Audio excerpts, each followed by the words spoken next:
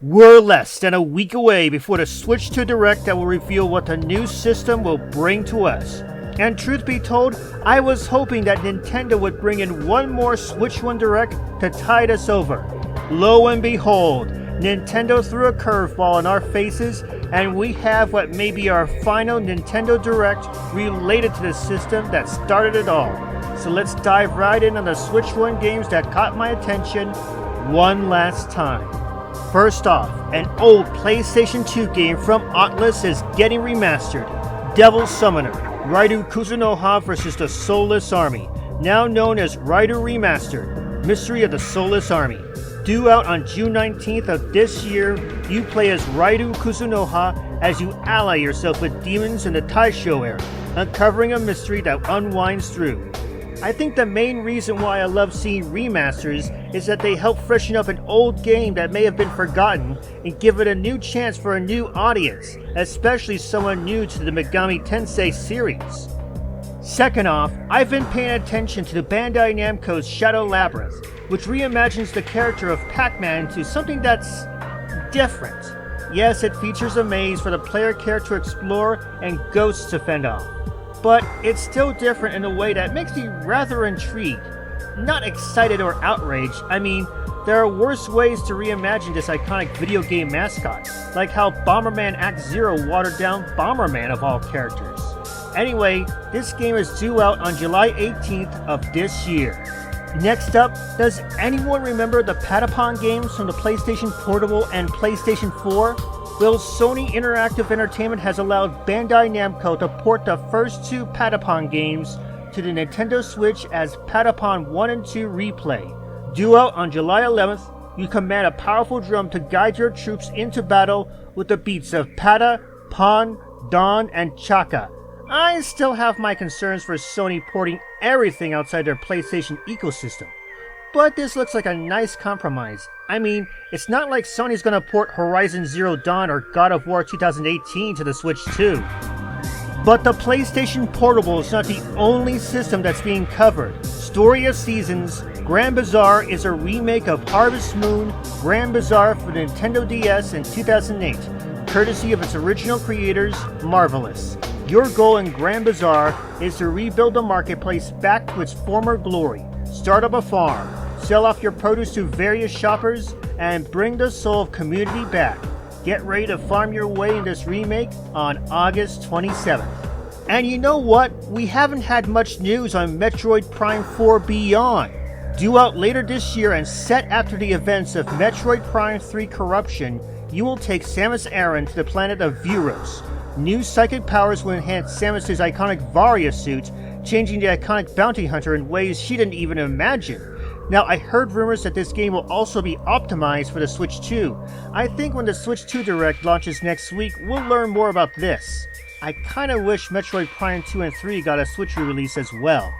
Another game or collection that caught my attention, Gradius Origins, a collection of Gradius games courtesy of Konami. Not wanting to let other collections like Darius get the best of them, Konami will be releasing a set of Gradius games from the original to Life Force and Salamander, plus an all-new Salamander game made for fans, Salamander 3. My only complaints? 1. Console versions of the Gradius games won't be available, which includes the Nemesis and Gradius games on Game Boy. 2. You will have to wait until August 7th for this collection to come out. You know, for all the news that Nintendo talks about for Pokemon Legends ZA, I've barely talked about it since it was announced last year. Set in Lumino City, long before the events of Pokemon X and Y, you explore the vast metropolis, changing the way you battle. During the way, you capture Pokemon in wild zones of the city. At night, battle against other trainers and rise your way up to rank A. The Swan Song Pokemon game on Nintendo Switch will release sometime later this year.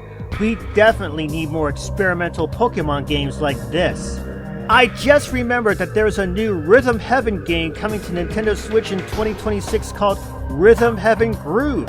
At first, I thought this game was a remake of the original Rhythm Heaven game, considering the Switch's recent push for remakes and remasters. But then I realized this was a whole new chapter in the series that's been around since 2008. Which reminds me, hey Nintendo, Can we get a remake of the original Nintendo DS game? After all, there are some gamers today that have never played this game before, even despite the popularity of the DS back then. There is, however, one remake of a game that is out right now on Nintendo Switch, Saga Frontier 2 Remastered. Yes, everyone does say remastered, but it looks like a faithful remake of the iconic PlayStation 1 game from Square Enix that takes players into the land of Sandale. And besides, these kind of remakes breathe new life into these classic games, like the Final Fantasy Pixel Remasters, Live Alive, Front Mission, Crisis Core, and Super Mario RPG. Imagine that kind of magic on the original Chrono Trigger. That's an RPG classic worth giving an upgrade. Later in April, 2 mobile games will jump to Nintendo Switch in the form of Monument Valley 1 and 2. These puzzle games will have the entire base game, plus additional chapters, add-ons, and DLC from the Android and iOS. Furthermore, Monument Valley 3 will also get a Nintendo Switch port this summer. It's so amazing that even mobile phone games can jump to the Nintendo Switch for those who have never played these before. And fun fact, I've actually played Monument Valley 2 on Android before. From the team that brought you Teenage Mutant Ninja Turtles Shredder's Revenge comes Marvel Cosmic Invasion. 15 Marvel superheroes from Captain America and Spider-Man to Wolverine, Storm, and yes, Venom take the fight against the supervillain Annihilus, created by the late Stan the Man Lee and Jack the King Kirby. Bless their hearts. This game is due out later this year. Which reminds me, I hope a certain Merc with a mouth joins in as one of the heroes, either as a main character or a DLC. Wolvie, we need all the chimichangas we can get stacked. And finally, I thought what I saw was a remake of the original Tomodachi Life on the 3DS, but I was wrong. This is an all-new chapter called Living the Dream. Due out next year, Tomodachi Life Living the Dream takes place on an open tropical island. Create Miis to populate the terrain and interact with them. I mean, now that we have a new Tomodachi game coming to the Switch, can we get the original as well? Come on, Nintendo! Don't tug on the heartstrings of those who favor nostalgia of the classics. In fact, my only criticism of this Direct, not enough remasters or remakes of older games from the PlayStation 2, GameCube, DS, PlayStation Portable, PlayStation 3, PlayStation Vita, Wii, and Wii U. There are still so many games from the past that deserve to be given a new life on the Switch before or after the Switch 2 takes over. I know there are people who want to see a Nintendo Switch Online service for GameCube games, but come on! Nothing beats buying the game on physical, and that's something you should be proud of. But hey, only time will tell if more older games will come to the Switch or the Switch 2. Next week, I will dive into the first games coming to the Nintendo Switch 2 as we say goodbye to the original Switch that gave Nintendo a new lease on life. Be there. Until then, I'm switching on out of here.